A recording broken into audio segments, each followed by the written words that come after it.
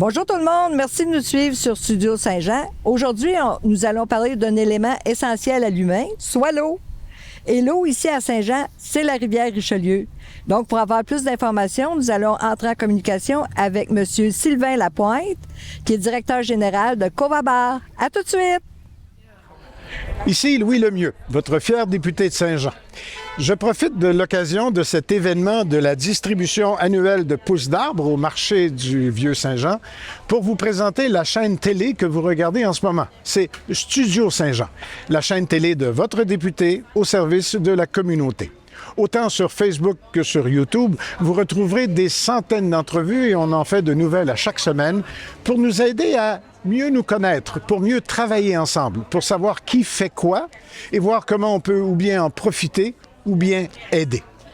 On a des entrevues sur tous les sujets, donc, et vous pouvez nous aider en nous suggérant un sujet ou même un invité. C'est facile, vous passez par courriel à production@studio-saint-jean.tv.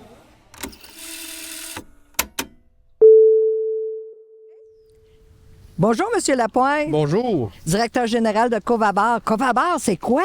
Covabar, c'est l'organisme de bassin versant de la rivière Richelieu. Alors, notre mandat nous vient du ministère de l'Environnement, qui consiste à mettre en place le PDE, qu'on appelle dans notre jargon, qui est le plan directeur de l'eau. C'est une grande planification stratégique, dans le fond, qui touche tous les éléments de la gestion de l'eau intégrée sur le territoire, autant les conflits d'usage que l'érosion, etc., la qualité de l'eau également, l'approvisionnement en eau, l'accès également à la rivière. La pollution de l'eau aussi? La pollution aussi, bien, ça fait partie, nous, dans le fond, de nos éléments sur la qualité de l'eau. Alors, c'est sûr que la rivière Richelieu, parce que notre territoire est quand même relativement grand, la rivière Richelieu coule des lignes américaines jusqu'à Sorel sur 124 km, ce qui fait que notre territoire, c'est le bassin versant directement de la rivière.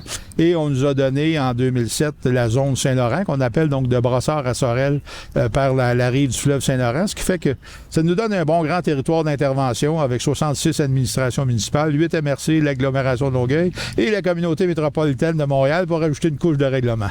Wow, il faut que tout le monde se jumelle puis accepte. C'est ça, le but, dans le fond, le Covabar, c'est une contraction de comité de concertation et de valorisation de la rivière Richelieu. Alors, comme on est un organisme de concertation, l'idée, c'est de faire en sorte de mettre tout le monde ensemble, les différents acteurs de l'eau, pour faire en sorte, justement, qu'on puisse contribuer à l'amélioration de la qualité de l'eau de la rivière Richelieu. Parce qu'il ne faut pas oublier que la rivière Richelieu, c'est la source d'eau potable de tout près de 300 000 personnes en Montérégie. Alors oui, c'est un beau grand terrain de jeu, mais il ne faut pas oublier que quand on passe en bateau, dans le fond, on passe dans le puits de nos voisins. Alors, parce que 300 000 personnes qui s'approvisionnent en eau potable à partir de la rivière, c'est quand même un groupe important de gens de notre bassin versant. Et surtout que c'est essentiel à notre survie. Bien, effectivement, parce que l'eau, quand même, c'est le dénominateur commun à la vie, c'est le dénominateur commun également au développement du territoire. De plus en plus, on s'en aperçoit. Avec l'avènement des changements climatiques, l'eau est également le dénominateur commun qui fait en sorte de toutes les stratégies de changement climatique. L'eau est intégrée. Et l'eau, on a, dans le fond, la perception de croire que c'est seulement que l'eau de la rivière ou l'eau qui coule du robinet. Mais l'hiver, il y a de la neige. Et de la neige, dans le fond, c'est de l'eau gelée. Et cette eau-là va quelque part. Alors, tout ça, d'une certaine façon, je dirais, ce grand mix d'intervention, dans le fond, est nécessaire là, pour avoir une gestion intégrée de l'eau qui rencontre les besoins, dans le fond, des populations. Trouvez-vous qu'en général, on prend plus soin de l'eau maintenant, des rives comme riverains? Je dirais que, bon, les organismes de bassin versant, le nôtre va exister depuis 25 ans l'année prochaine, en 2025, et l'avènement des OBV, des organismes de bassin versant, relève de la loi de l'eau en 2002. Donc, il y a quand même beaucoup d'activités de sensibilisation qui sont faites. Je dirais qu'il y a une amélioration, mais ça reste quand même un travail constant, même auprès des élus, parce que les élus changent à chaque élection. Ouais. Alors là aussi, on a de la sensibilisation, je dirais même de l'éducation aussi à faire en fonction justement des éléments de gestion intégrée de l'eau. Et au niveau de la population, bien, de plus en plus, on sent les gens sensibles à toute cette préoccupation. L'environnement devient de plus en plus aussi un élément auquel les gens tiennent. On s'en aperçoit parmi les planifications stratégiques de plusieurs organisations. Et je donnerais comme exemple, il y a quelques mois, j'ai participé à la planification stratégique de la Chambre de commerce de la Vallée du Richelieu, où on avait à déterminer 4 éléments prioritaires pour 2030. Et aussi incroyable que ça puisse paraître, l'environnement était le premier élément et la protection de la rivière. Dans une chambre de commerce, il y a 10 ans, j'aurais pas vu ça. Alors qu'aujourd'hui, l'environnement, les gens ont réellement compris l'essence de ce que ça représente, dans le fond, pour la survie de l'humanité. Vous avez de l'aide aussi par d'autres associations, comme on a eu le projet Milton déjà, qui, eux, nettoient les rives. Oui, bien nous, dans le fond, en organisme de concertation, c'est sûr qu'on travaille avec plusieurs partenaires et notre but, c'est de concerter l'ensemble des partenaires à faire des actions pour la protection de l'eau. Alors oui, on collabore à l'occasion avec la mission Milton. On collabore également avec Fondation Rivière. Actuellement, dans le CER, on travaille sur un projet pour un plan de cohabitation durable de la rivière, parce que comme on le sait, il y a une recrudescence d'activités pagayables sur la rivière Richelieu. Donc, il y a des conflits d'usage avec les gens du motorisé. Alors, ce plan-là vise éventuellement à trouver des mesures pour un partage, dans le fond, plus équitable de la voie fluviale pour que chacun puisse, dans le fond, profiter de la rivière, parce que dans notre plan directeur de l'eau, l'accès à la rivière pour tout le monde est aussi un élément, un enjeu. Alors, c'est en ce sens-là qu'on travaille sur ce plan-là, parce que comme j'aime à dire, les sections de la rivière sont différentes aussi en matière de circulation. Mais je dirais que sur une bonne partie des tronçons de la rivière, faire du kayak le 8h à 9h le samedi matin, c'est un sport de détente, mais passer 9h, ça devient un sport extrême. Oh! Alors, en ce sens-là, et je crois que ça devra faire appel, au-delà des réglementations, un appel au civisme, je pense, de la part de l'ensemble des utilisateurs là, de la rivière pour faire en sorte qu'on la partage. Parce que, comme j'ai dit, c'est aussi la source d'eau potable de 300 000 personnes. Ouais. Alors, c'est pas juste, dans le fond, faire attention qu'on fait. Les vagues, dans le fond, entraînent de l'érosion au niveau des rives, donc il y a une pollution également qui se crée. Et tout ça doit être combiné avec l'ensemble des autres actions, parce qu'on ne se cachera pas que la rivière Richelieu a quand même encore un certain volume de pollution agricole qui se doit éventuellement d'être corrigé. Depuis 20 ans, il y a quand même eu beaucoup de mesures d'agro-environnement. Je dirais qu'à Montérégie, nos producteurs sont assez exemplaires par rapport à ce qui peut être fait et qui se fait à d'autres régions. Alors, ça, l'UPA de la Montérégie travaillait quand même assez intensément à sensibiliser les producteurs de la Montérégie à améliorer. Alors, c'est ce qui fait que les bandes riveraines, c'est encore à développer, mais il y a quand même un bon volume de bandes riveraines de développement à Montérégie. Beaucoup de producteurs sont maintenant ce qu'on appelle en culture de couverture, alors ne font plus de labour. Donc, ça limite également l'érosion, ça limite les pertes de sol, ça protège les cours d'eau. Parce que, dans le fond, perdre votre terre dans un cours d'eau, je veux dire, il y a une perte dans le fond pour la production, mais cette terre-là qui s'en va dans le ruisseau amène de la turbidité, fait en sorte que l'eau est moins transparente, ça a un effet sur la biodiversité, donc sur toute la vie du ruisseau, et ça fait en sorte que rendu à la rivière, mais ça entraîne dans le fond d'autres problèmes. Et il ne faut pas oublier, comme je disais, 300 000 personnes qui s'abreuvent de l'eau potable de la rivière, qui est filtrée par 11 usines de filtration d'eau de la Colle à Sorel. Alors, plus l'eau est de mauvaise qualité, plus elle coûte cher également à filtrer. Et comme je dis un petit peu vulgairement, la rivière Richelieu, on est tous tributaires de sa qualité et on pisse dans l'eau que le voisin va boire aussi, je peux dire. Alors, on a les usines d'épuration, les usines de filtration. Alors, plus la qualité de l'eau est améliorée, autant la sortie des usines d'épuration, ben moi aussi, ça entraînera de coûts pour la filtrer, éventuellement la distribuer. Êtes-vous impliqué dans les règlements face à l'arrosage abusif des pelouses? Ou... Bien, nous, on fait de la promotion. Dans le fond, c'est la responsabilité des municipalités d'une certaine façon. Alors, on se fait toujours un plaisir de partager sur nos réseaux sociaux les règlements des municipalités d'une certaine façon pour en faire la promotion. Et en ce sens-là, je pense que les gens sont de plus en plus sensibles à cette réalité-là. Et aussi, il faut laisser la nature et la biodiversité aussi, dans le fond, s'adapter. Arroser son gazon à tous les jours, ça donne absolument rien. Oui, par temps sec, le gazon va venir jaune, mais dans le fond, c'est parce qu'il s'adapte, il se met en dormance, et à la première pluie, il va reverdir. Alors, puis un des trucs, c'est aussi de le laisser pousser. Hein? Je veux dire, il faut aller au-delà du syndrome du terrain de golf à un moment donné dans les municipalités, un peu partout, parce que c'est cette espèce d'héritage qui vient des années 50, du beau rêve américain avec le gazon bien ras. Ben, je pense qu'éventuellement, il faut sortir de ce paradigme et éventuellement aller vers d'autres choses et reprendre contact avec la nature. je dis pas nécessairement laisser le foin pousser 2 pieds devant la maison. On n'est pas encore rendu à ce stade-là. Quoi qu'encore, ça serait très bien pour la biodiversité, nos pollinisateurs et toute la petite faune animale qu'on peut avoir, parce que souvent, les gens disent « Ah, il y a de la vermine ».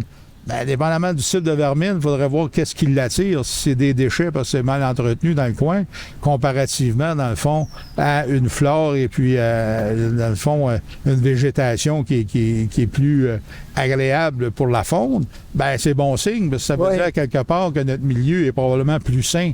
Alors, c'est ça que je pense qu'il faut trouver un équilibre aussi en ce sens-là. Quand on était jeune, on adorait les champs, les champs d'herbes. Et l'avantage de laisser pousser le gazon, ça fait en sorte aussi que votre terre va rester plus humide, votre gazon va rester plus vert, dans le fond, même par temps de sécheresse. Et ça a aussi un incident sur la gestion des eaux pluviales, parce que plus l'eau va percoler à l'endroit où elle tombe, moins elle va envahir les réseaux pluviaux, dans le fond, de nos municipalités. Et en ce sens-là, ben, on a, dans le fond, à réapprendre à gérer. C'est quand même des efforts assez importants à ce niveau-là. Mais les surverses, justement, au niveau des cours d'eau, sont causées souvent par ce qu'on appelle des réseaux combinés. Alors, à une époque, avant, dans le fond, un peu le principe du promoteur-payeur, les municipalités installaient des infrastructures. Et pour sauver un tuyau, on mettait les égouts sanitaires et le pluvial dans le même tuyau. Alors, tout ça fait en sorte que avec le changement climatique, on a de plus en plus d'averses abruptes et subites, d'une certaine façon. Et la petite pluie bucolique qui tombait sur 2 heures avant, maintenant, parfois, elle tombe en 15 minutes. Alors, ça amène une surcharge au niveau de notre réseau. Et c'est ce qui fait qu'à l'usine d'épuration, ben, on est obligé d'ouvrir la valve. Et dans le fond, comme on n'est pas capable de traiter l'eau, ça en va directement à la rivière. Heureusement, des villes comme Saint-Jean, dans le fond, travaillent de plus en plus, justement, à corriger le réseau combiné. Ça fait en sorte que dans 10-15 ans, on va être arrivé sûrement à un niveau de surverse qui va avoir de beaucoup diminué compte tenu des corrections qui auraient été faites dans les réseaux pluviaux et sanitaires. Là. Ça, c'est un beau programme. Effectivement, c'est un élément également sur lequel on suit parce que ça fait partie, dans le fond, de notre plan directeur de l'eau en fonction des enjeux de la qualité de l'eau et des accès à l'eau, parce que comme on travaille pour favoriser l'accès à la rivière, on a tout intérêt aussi à ce que l'eau de la rivière, dans le fond, soit de meilleure qualité. Et d'ailleurs, actuellement, la qualité de l'eau de la rivière, on va inaugurer des circuits pagayables de la route bleue là, dans le Haut-Richelieu. Il va y avoir un circuit à Saint-Paul-des-Launois, il va en avoir un du côté d'Henryville et 2 du côté de Saint-Jean. Alors, on a la chance d'avoir une eau qui arrive de très bonne qualité de la colle à Saint-Jean. Elle se dégrade un peu jusqu'à Sorel, compte tenu des activités anthropiques qu'il y a tout le long. Mais malgré tout, on a cette chance-là d'avoir une eau de qualité baignable au niveau de la rivière Richelieu. Et même à Chambly, avec Fondation Rivière, l'année dernière, ils ont fait des tests d'eau qui ont démontré que l'eau du bassin de Chambly avait une qualité de baignade acceptable par temps sec.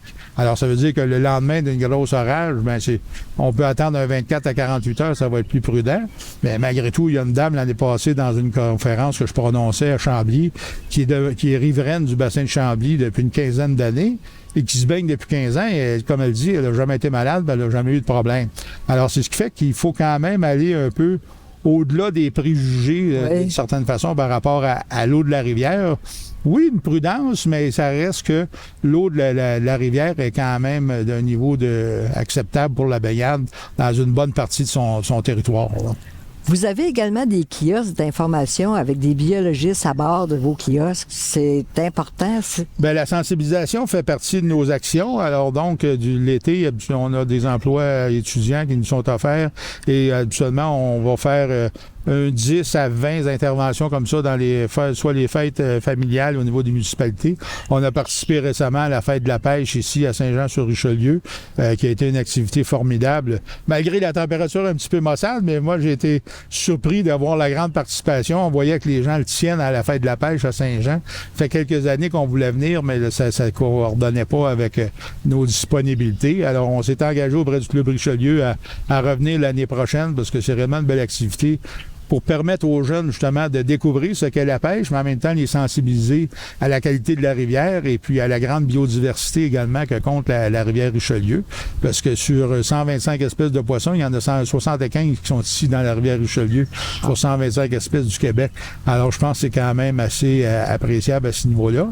Donc, et en plus de nos kiosques de sensibilisation, où on se promène à travers le territoire pour sensibiliser les gens, bien, on fait également une patrouille de sensibilisation sur le bassin de Chambly. Ah oui? Alors, depuis déjà une quinzaine d'années, l'été, on a 3 étudiants qui patrouillent autant à vélo pour les journées maussades que sur l'eau, parce que du 20 juin au 20 juillet, au refuge Pierre-Étienne Fortin, c'est la période de frais du Chevalier Cuivré. Oui, justement, c'est de lui que je voulais vous parler. Alors, le Chevalier Cuivré, c'est ça, dans la région johannaise, il n'y en a pas, parce qu'en principe, le Chevalier ne peut pas traverser le barrage de Chambly. Alors, c'est ce qui fait que sa zone de frais, et c'est la seule au Québec et la seule au monde, plus dans la rivière Richelieu. Donc, c'est à l'entrée du bassin de Chambly, vers les îles, vers Richelieu. Alors, c'est le refuge Pierre-Étienne Fortin où le Chevalier Cuivré va frayer, en principe, du 20 juin au 20 juillet. Alors, on surveille cette portion-là pour que les gens ne traversent pas et leur interdire l'accès aux îles. Parce que, oui, les îles sont attirantes, mais dans le fond, c'est un enjeu important pour la reproduction du Chevalier Cuivré, qui est quand même une espèce toujours menacée. Et la rivière Richelieu, de Chambly jusqu'à Sorel, dans le fond, est identifié réellement comme habitat essentiel du Chevalier Cuivré. Alors, on travaille en ce sens-là. On est aussi membre du comité de rétablissement du Chevalier Cuivré qui a été créé il y a déjà une vingtaine d'années. Alors, c'est ce qui fait que on continue à travailler en ce sens-là, parce que le Chevalier Cuivré est aussi... Ce qui est bien, oui, il se reproduit lentement, mais il est le baromètre aussi de la qualité de l'eau de la rivière et la preuve qu'il peut revenir et peut se rétablir au niveau de la rivière Richelieu, ben, c'est une preuve que la qualité de l'eau s'améliore. Il y a encore beaucoup à faire. Comme je dis en chinois, c'est un work in progress d'une certaine façon. Alors, c'est réellement un travail continu et toujours à ramener vers l'avant, mais je pense que c'est un travail très agréable à quelque part là, pour le bien, dans le fond, de nos communautés également. La nature est fragile, c'est ce qu'on voit. Bien, effectivement, et puis comme j'aime à dire, la biodiversité aussi est très variée, puis protéger la biodiversité, comme l'humain fait partie de la biodiversité, oui. Bien, protéger la biodiversité, c'est protéger notre humanité également. Alors, je pense qu'en ce sens-là, c'est une belle mission et je pense que elle se doit d'être adoptée par tous et chacun. Oui, oui. Puis, il y a aussi comme la carpe asiatique, je pense qu'il est déjà rendu dans la rivière Richelieu. Bien, actuellement, la carpe asiatique, effectivement, récemment, il y a eu deux spécimens qui ont été pêchés dans le lac des Deux-Montagnes, des spécimens assez géants, après tout. Oh. Mais dans le Richelieu, actuellement, il y a des études ADN qui sont faites, c'est-à-dire que le ministère recueille des échantillons d'eau, analyse l'ADN, et bon, on voit qu'il peut y avoir eu présence, comme le chevalier de carpe asiatique, qui a probablement présence, mais il n'y a pas encore eu de spécimens pêchés directement dans la rivière Richelieu. Alors, c'est ce qui fait que c'est réellement sous surveillance. Ouais. Et c'est préoccupant parce que la carpe asiatique, moi, je les appelle les hooligans de rivière parce que si elle se développe, elle détruit dans le fond les milieux aquatiques et puis ça va pas avoir une incidence sur l'ensemble de la biodiversité de la rivière là, si la carpe asiatique devient trop présente. Là. Puis comme elle n'a pas de prédateurs aussi, ça devient encore plus problématique. Ben, avez-vous d'autres choses à ajouter? Ben, j'en ai dit pas mal. Oui. Non, mais blague à part, dans le fond, de maintenir notre mission, c'est essentiel. On compte sur l'appui de la population. C'est en ce sens-là aussi des municipalités, parce qu'on travaille conjointement le plus possible avec l'ensemble de nos municipalités sur le territoire. Et les MRC également, qui sont une figure importante également en aménagement du territoire. Et l'eau, ben de plus en plus le dénominateur commun aussi en aménagement du territoire, parce que les derniers chiffres, je n'ai pas encore fait l'évaluation, mais l'ensemble de notre bassin versant, pour certaines personnes, c'est une donnée qui va paraître un petit peu peut-être saugrenue, mais c'est 133 milliards de richesses foncières uniformisées. Oh. Alors, ça, c'est mes données de 4 ans. Là. Il faut les remettre à jour. Mais ça veut dire que, dans le fond, si on reviendrait à un niveau de pollution de 60 ans au niveau de la rivière, c'est clair que la richesse foncière uniformisée, et ça aurait une incidence sur, dans le fond, la valeur des résidences tant riveraines et même, je dirais, extra-riveraines, parce que, comme je le répète toujours, c'est 300 000 personnes qui puisent de l'eau potable dans la rivière Richelieu. Alors donc, en ce sens-là, on a tout intérêt à poursuivre nos travaux là, pour la qualité de l'eau et protéger notre belle rivière qui, outre d'être la source d'eau potable, est aussi, dans le fond, un corridor historique important parce que le Québec, l'Amérique du Nord, c'est quand même développé en bonne partie par la rivière Richelieu. Encore aujourd'hui, c'est un axe quand même entre les États-Unis et l'océan Atlantique, alors par le fleuve Saint-Laurent. Alors, c'est d'autant plus important de la sauvegarder et de la protéger. Bien, merci beaucoup, M. Lapointe. Merci pour votre beau travail. Bien, merci. Surtout, continuez. Merci de l'opportunité que vous me donnez aussi de l'expliquer à l'ensemble des citoyens. Bien, ça me l'apprend également. Merci beaucoup. Merci. Merci. Merci tout le monde. C'était M. Lapointe pour Covabar, une exceptionnelle rencontre qui nous rend accessible le Richelieu ou donne des connaissances sur le Richelieu. Merci. Ici Lucie Crevier pour Studio Saint-Jean. À la prochaine.